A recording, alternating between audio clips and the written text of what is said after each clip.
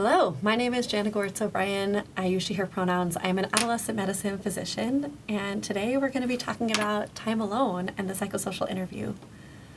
We'll spend about 15 to 20 minutes together today, and my hope is that you'll leave here being able to describe the best practices for introducing time alone and for conducting a private psychosocial interview during time alone with an adolescent in an outpatient setting. So I'll mainly be gearing this toward a primary care setting, but my hope is that this could also be used in community health settings or school-based settings or even shelter-based healthcare. The second goal I'm hoping that you'll walk away with today is to develop some skills in taking a thorough, non-judgmental, culturally responsive, and strengths-based psychosocial adolescent health history. And we'll use what's called the SHADESS to do this, which is a mnemonic that we'll talk about as one way to structure time alone.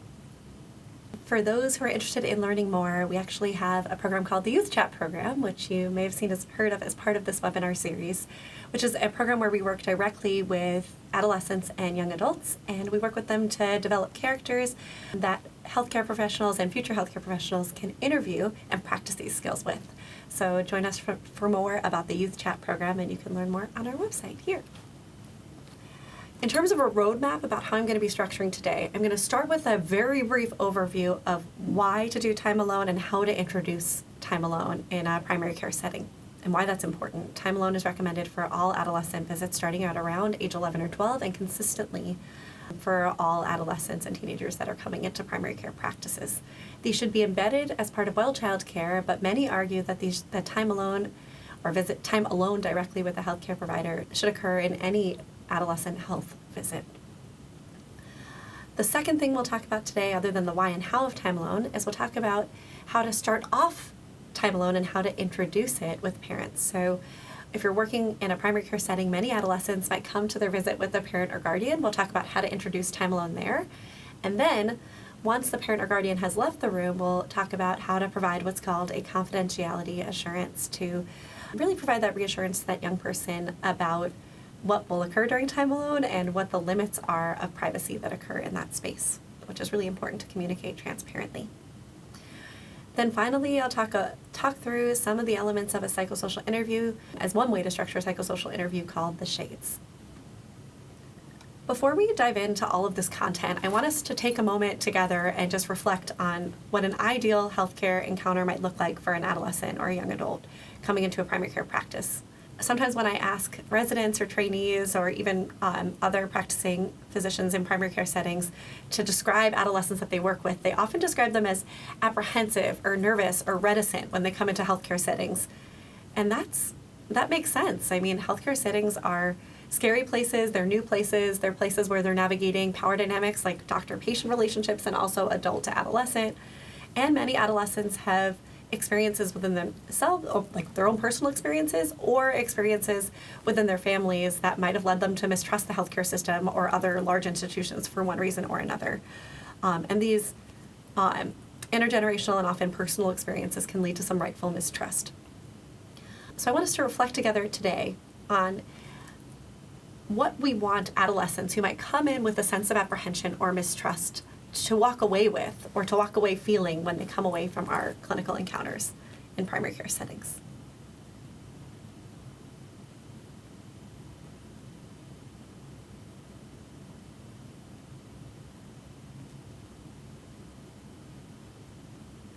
When we ask young people these questions, and when we ask providers what they want adolescents to walk away with, some words that often come to mind for me and from others that I work with are they want them to feel safe. They want them to feel supported. They want them to feel affirmed in who they are when they walk away. Adolescents want to be seen as a whole person. They want to be seen for their strengths and not just for their diagnoses. And they don't want to be labeled by their experiences or their health risks. They want to be labeled for the good things about who they are. With all of this being said, if we think about the goal as a therapeutic, supportive, safe environment, we really need to sometimes abandon our own goals in healthcare about disclosure being the goal. That collecting the most thorough history is the most important thing with young people. We need to sometimes abandon those goals and maybe move towards a space of the best encounter that we have, or the best encounter that we could do, or the best thing we can do in these encounters is to build trust. The most important goal is to have the most therapeutic encounter, not necessarily the most thorough. And I bring this up because I'm about to introduce some concepts and frameworks about how to structure time alone and all the different questions one might ask. But really, this is not meant to be a list of questions to ask young people. It's meant to be a framework or a structure for how we might create a safe and supportive space for young people so that they walk away and they say, I might want to come back to that person. I might feel comfortable sharing something or reaching out if I have a question about my health. Or maybe I might even be comfortable going into the healthcare system again after this experience. And that's really when we've won. So what's the purpose of the private interview? And how might we introduce it to families? We'll start with the purpose. Why do we do time alone? Why should every adolescent or young adult have the opportunity to talk privately with their provider? Well, there's a few reasons. One, I think we can frame this through a developmental lens. We can also frame this through the lens of increasing independence and autonomy that are key parts of the adolescent development. One major purpose of time alone, from my perspective, is encouraging independence and agency. And when we start from this, most parents and guardians agree with this. Almost all parents and guardians want their kids or their adolescents to practice talking with the doctor on their own so that they're equipped with that skill set before they are off in the adult world and trying to navigate a complex healthcare system on their own. So one of the primary goals of time alone is to give adolescents the opportunity to practice self-advocating, to practice speaking up about what concerns are affecting them, and to get to know their healthcare provider so that they can reach out if they have a question in the future independently without necessarily needing to rely on that parent or guardian. So we're moving towards graduated independence with young people, and we're helping to reinforce that by encouraging time alone starting at an early age. A second main goal of time alone is fostering and affirming identity development. This is an opportunity for you to get to know that young person outside of the context of that relationship with their parent or guardian. We all know young people who, once their parent or guardian leaves the room, the adolescent really shares a little bit and opens up about who they are as a person. And though our hope is that all adolescents can fully be themselves in front of their parent or guardian, sometimes that really shapes or shifts the way that they interact with the provider or interact in the world. So giving them that opportunity to share who they are and to get to know them as a whole person shows them that we care about who they are as a person and allows us to be yet another safe, supportive adult who's affirming their identity or their intersecting identities. Third, and this is the one that often comes to mind for healthcare professionals, especially those of us trained in more of a medical or pathology-oriented model where we're really focused on risk. A third reason for time alone is to make sure that we address any confidential concerns that could present healthcare risks. So things like sexual health, things like substance use, things like mental health are all things that often come up during time alone and should be addressed during time alone. And we'll mention this a little bit in the future, but it's important to know what things adolescents have a right to consent to legally on their own and have a right to privacy about in your state. And here in the US, that is governed almost exclusively by state law. So it does vary by state to state, across state lines. All right, and fourth, one major benefit of time alone is that it's an opportunity to support relationships with parents and community. So it's an opportunity to get a sense for the young person's social ecology and landscape. Who are those family members that are supportive to them? Who are their community members? Who are the adults that are loving and supportive and connected with them in their lives? When we get to know that young person's social and family life and ecology, we can really help to kind of think about how can we bolster resilience and mitigate risk across that landscape. And often, in an ideal world, there may be opportunities to come up where you can facilitate a conversation with a parent or guardian or an adult or loving adult and supportive person in their life and help them to really not just have the conversation privately, but then come back, bring that parent back into the room and facilitate an important conversation with that young person, alongside that young person. Okay, so we've talked a little bit about time alone with youth and the purpose of it. Now, how do we introduce it to families? Some tips for introducing time alone. First off, we should introduce it as the standard of care. This is something we do with every adolescent, and ideally this is introduced at the very beginning of the visit. Second, we want it to be introduced in a strengths-based or an autonomy-promoting way. So we introduce in a way that says, now for all of our patients, all of our adolescent patients, we offer them the opportunity to chat alone with a provider. This is part of the standard care of what we do, or the standard practice of what we do for all adolescents and young adults. The reason why we do this is we want adolescents to have the opportunity to practice talking with a healthcare provider before they're an adult. This is an important skill set to develop in terms of learning how to navigate that healthcare system. So we recommend this for all teenagers. And then finally, we introduce it in a way that is an opt-out as opposed to an opt-in. So we don't turn to the adolescent and say, hey, do you want to chat with me alone for a little bit? Instead, we say, we do this for all adolescents. If that's all right with you, we'd like to chat alone for a bit now. And then by saying, if that's all right with you, or are you okay with that, then they have the opportunity to be like, no, actually, I'd prefer to have my parent here. And that's okay. Then you can talk to them and say, thanks so much for sharing. Thanks for setting that boundary. This is something we can work towards in the future. Are there things we can do to make it more comfortable? And sometimes even saying, would it be helpful to know for the future when you're a little bit older what you might expect from time alone? Now we're going to talk about how to structure time alone. Again, the goal of time alone is the most therapeutic history. It's to create a safe and supportive space to get to know that young person as a whole person. And to do that, we really need to provide a space where we're transparent about the rights that a young person has to confidentiality and the limitations that there might be to confidentiality. So he's just mentioned at the very start that one standard practice is to provide what's called a confidentiality assurance after the parent or guardian leaves the room. And what this means specifically is to mention to young people that they do have a right to privacy. So I usually will start off by saying, during this visit, I'm going to ask you some questions about your health. Whatever we say here can, for the most part, stay between us. There are some exceptions to that rule. If there are concerns about your safety, either from yourself, or if somebody else were harming you, or if you were going to go and harm somebody else, those would be things I would need to get another adult involved in to make sure that you and the other people around you are safe. Otherwise, for the most part, what we talk about here can stay between us. If there was anything I did need to disclose or talk about, I would let you know first, and I wouldn't surprise you. The other thing I will often add to that confidentiality assurance is I will couple it with what we call the right to pass. The right to pass is an autonomy-promoting strategy, and I also just wanted to say, though I'll ask you a bunch of questions and I'll try and get to know you a bit, you actually don't have to answer any questions that you don't want to today. You can always just say pass if there's something you don't want to talk about. I might pair that with something that's acknowledging that I just met them. So I might say, hey, I know we just met each other and I'm going to ask you some questions that might be a little personal. If there's anything you don't want to talk about today, that's okay. Just say pass. There's no judgment. And even though I'm the doctor and you're the patient, just because a doctor asks a question about your health doesn't actually mean you have to answer it. This is arming them with some language to actually set a boundary if it's something they don't want to talk about today. This is a trauma-informed practice, and it's also autonomy and agency promoting.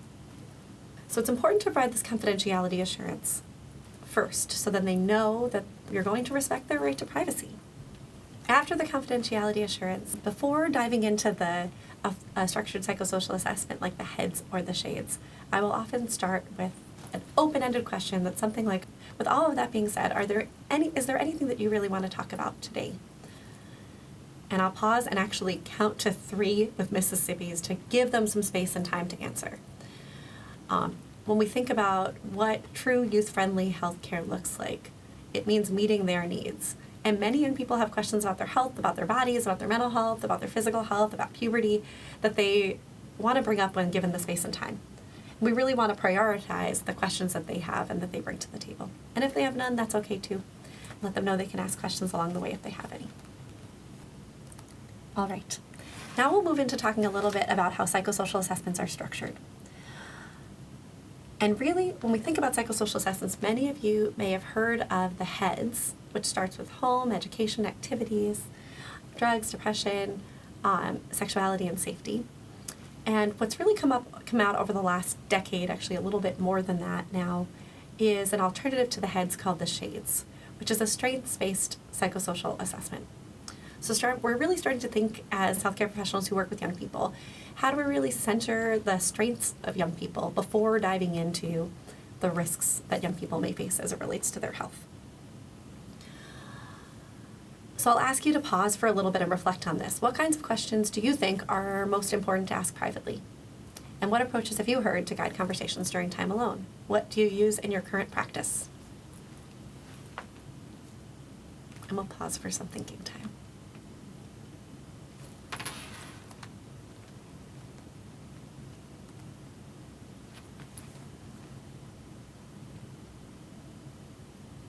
Okay. So when I'm structuring time alone, I will often structure it the way many of us do intuitively as healthcare professionals who work with young people. I lead with strengths, and the first S in the shades is for strengths. Strengths can be as simple as things like, what do you like to do for fun? What do you enjoy? Tell me about yourself. It might be identity-related questions. Are there things I should know about who you are that are important for me to know in taking care of you? What do you like to be called? What pronouns do you use? Getting to know them and who they are and how they want to be referred to, it can be a really important part of setting the stage for a safe and supportive interview. Some other strength-based related questions that might come up are sources of pride. What are you most proud of? You might ask about their dreams. What do you want to be when you grow up? What are your goals for the future? What are your plans for after high school is done? Without making assumptions about our own bias or bringing our own biases to the table about what a good dream is or what somebody might expect to do after high school.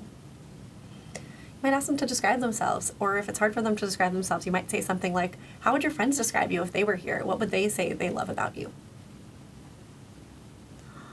Sometimes I'll ask a more specific question that's more direct, and I'll ask about what we call the 3 wishes question. If you could snap your finger and had 3 wishes right now, what would they be? And that can be a really helpful set of answers, especially for young people who have maybe been through a lot or have a lot going on in their lives. What are their goals for their own care? What are they hoping to achieve? And sometimes for strengths, I'll ask about their community strengths. If you did something, or their family strengths, if you did something you were proud of, who would be there to cheer for you? Which is a strengths-based question and getting to know a little bit about their social ecology as well. For young people, having a single, safe, supportive, and loving adult who's there to cheer for them when they do something they're proud of, or who's there to support them through a hard time, can be some of the most powerful protective factors for young people. The second S in shades, because it's a shades with 2 S's in the beginning and 2 S's at the end, the second S for shades is school. Even within each category, we start from a strengths-based perspective. So rather than just asking about, are you failing any classes, or are there any things that aren't going well in school, you might ask, what subjects do you enjoy most? Which ones do you dread going to? What are your grades like? What are your favorite things about the school environment? Do you have an adult at school that you can trust and talk to about hard things if they come up? Or you can reach out to support if you're struggling in a class. Is school a safe place for you? Is there a place at school that feels safe? And then you might get to, are there classes that are particularly difficult or challenging? Are there things about school you wish were different? And then maybe asking about, are there times where you've ever been suspended or expelled? So again, we're starting with the more neutral and positive and then moving towards the more difficult questions. The next letter is H, and that's for home. For home, similarly, we start off with, tell me about the people in your family. Who do you get along with best? Who's your main support person that you can talk to at home? And then I sometimes will ask questions about housing instability or homelessness. Have there been times when you didn't have a stable place to lay your head at night? Has there ever been a time where you've run away or been thrown out of your home or threatened to run away or leave? And has there ever been a time where you didn't have a place to stay or you've experienced a form of homelessness? So again, moving from the more strengths-based to the more challenging questions if those things come up. The A is for activities. Activities include things like asking about their friends. Do you have some good friends? Who are the closest people for you? Who can you talk to about hard things that are in your friend group? Are you in any activities or any clubs? Do you do any movement that you enjoy? Are you in any sports? Getting to know the kind of activities that they do to fill their time. Within school, home, and activities, I sometimes will ask a little bit about what a typical day is like for them. When do they get up? How long are they at school? A lot of youth are now doing online school or doing half-day or college programs or other types of programs that are work-study programs that allow them to have a mix of their day. So really getting a sense for how their day is structured can be really helpful too. As the shades goes on, the next, after the A comes the D, and the D is for drugs or substances. I often will start with peer use. Anybody in your friend group that smokes or vapes or that drinks alcohol, has that come up in places where you've been? And then asking directly about their use. Have you smoked or drank before? Have you vaped before? Used any other substances? When it comes to substances, it's important to be mindful not to automatically reinforce abstinence after the first ask. And the reason why I say that is if they say, no, I don't smoke, and you say, oh, good job, then they might be less likely to disclose using another substance or doing something else later on. So really answering with non-judgmental or neutral responses, especially in things like substances, is important. so that we can ensure that they feel safe and supported, whatever they say.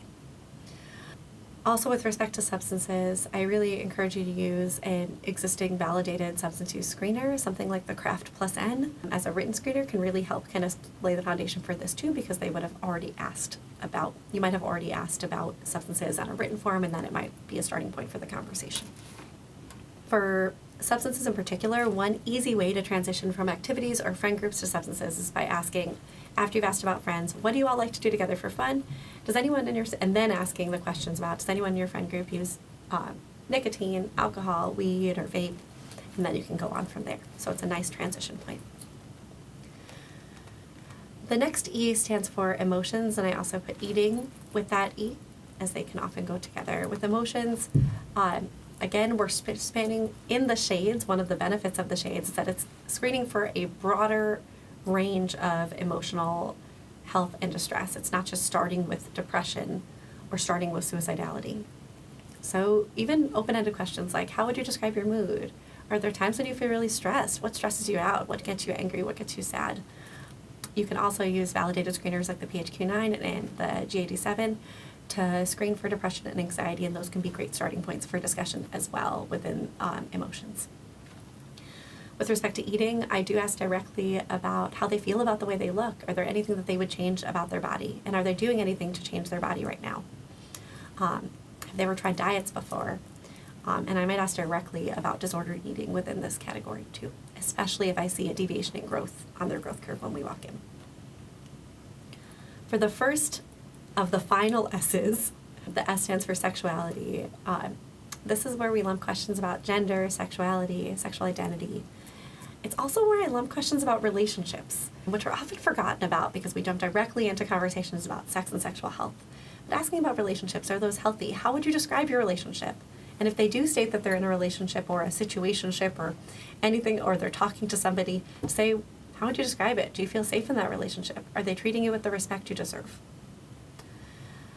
I won't go through the details of a sexual health history here because those are a conversation for another day, and we will have that conversation in another session in this webinar series. But asking directly about different types of sexual activities, not assuming that one's sexual identity aligns with their sexual practices. So for instance, not assuming that anyone who is not assuming that anybody who says that they're gay are necessarily only having sex with people of the opposite assigned sex at birth. So we're really distinguishing between sexuality, sexual practices, asking directly about them, and then offering STI testing. And I will offer STI testing to anybody who is interested or wants it, even if they haven't disclosed sexual activity, because sometimes they just don't want to talk to me about it, and that's okay. And then the final S is for safety.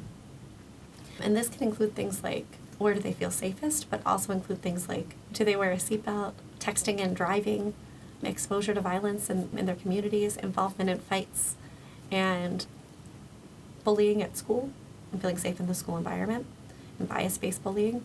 This is also where I sometimes will lump things like, are there times where you don't feel safe in your relationship, and ask directly about healthy relationships and unhealthy relationships, intimate partner violence, or teen dating violence.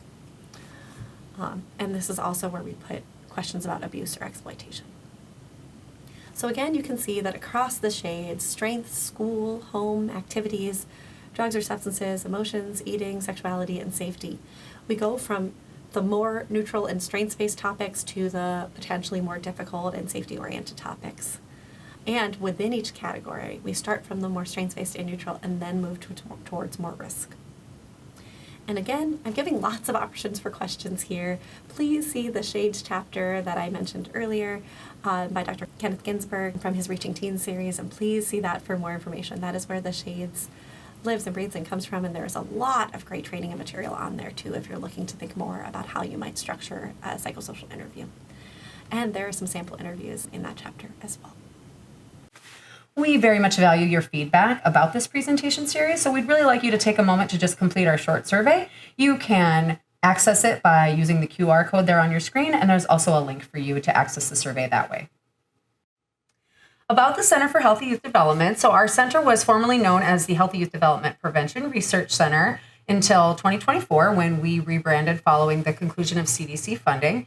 And our Healthy Youth Development Center has an interdisciplinary team of researchers, trainers, and evaluators that are specializing in community organizations and state agencies and working with local groups. And we are based in the Department of Pediatrics at the University of Minnesota Medical School. And you can see all the ways to get in touch with us on the bottom of the page there. We would like to thank the Minnesota Department of Health's Child and Teen Checkup Program for the funding for this presentation.